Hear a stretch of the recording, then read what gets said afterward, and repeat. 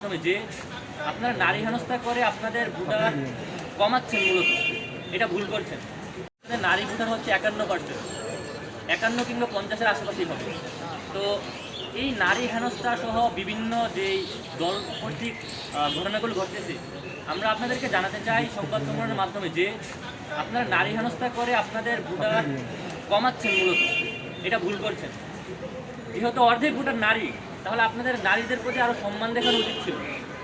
দেশের এই যে রিসেন্ট সময় হচ্ছে দেশের 15টি জায়গায় নারী হেনস্থা, নারীদের উপর হামলা সহ আরও কয়েকটি ঘটনা ঘটছে, যা অত্যন্ত দুঃখজনক।